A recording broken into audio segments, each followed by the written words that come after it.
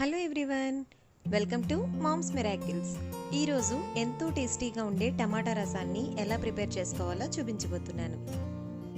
ఈ టమాటా రసాన్ని ప్రిపేర్ చేసుకోవడం కోసం మీడియం సైజులో ఉండే ఒక 5 టమాటాలను ఈ విధంగా పెద్ద ముక్కలుగా కట్ చేసుకొని తీసుకోవాలి.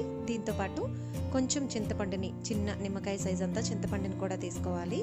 కొంచెం ఒక హాఫ్ గ్లాస్ వాటర్ని, 1 టీ స్పూన్ పసుపు, కొంచెం ఉప్పును కూడా యాడ్ చేసుకుని ఒకసారి బాగా మిక్స్ చేసుకుని మూత పెట్టుకుని టమాటాలు మగ్గేంత వరకు ఒక 5 నుంచి 10 నిమిషాలు మగ్గించుకోవాలి.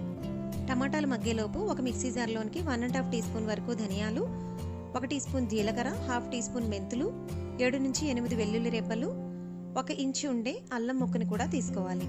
వీటితో పాటుగా మీ కారానికి సరిపడా లేదంటే టమాటాల పులుపును బట్టి ఒక 3 నుంచి 4 ఎండుమిరపకాయలు కూడా తీసుకోవాలి.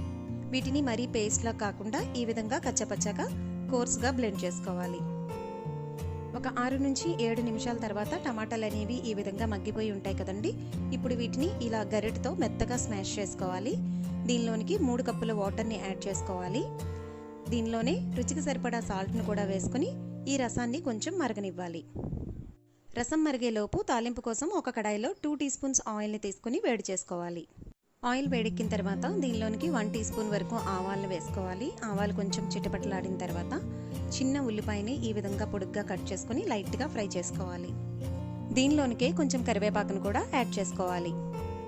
ఉల్లిపాయలు అనేవి లైట్గా కలర్ మారిన తర్వాత ముందుగా గ్రైండ్ చేసి పెట్టుకున్న టమాటా రసం పొడి ఉంది కదా, దాన్ని కూడా యాడ్ చేసుకొని జస్ట్ 1 నిమిషం పాటు దానిని కూడా ఫ్రై చేసుకోవాలి.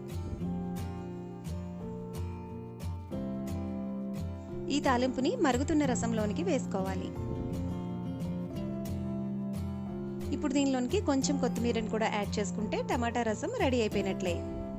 కొత్తిమీరను యాడ్ చేసుకున్న తర్వాత మూత పెట్టుకున్నట్లయితే ఈ కొత్తిమీర ఫ్లేవర్ అనేది రసానికి పట్టి చాలా బాగుంటుంది.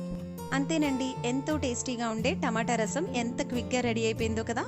మీరు కూడా ఇంట్లో ట్రై చేయండి. ఏదైనా ఒక మంచి ఫ్రైతో గనక సర్వ్ చేస్తే చాలా బాగుంటుంది. మీరు కూడా ఇంట్లో ట్రై చేసి ఎలా వచ్చిందో కామెంట్స్ ద్వారా నాతో షేర్ చేసుకుంటారు కదా. మరి ఈ వీడియో కనుక మీకు నచ్చినట్లయితే లైక్ చేయండి, మీ ఫ్రెండ్స్తో షేర్ చేయండి, సబ్స్క్రైబ్ చేయడం మాత్రం మర్చిపోకండి.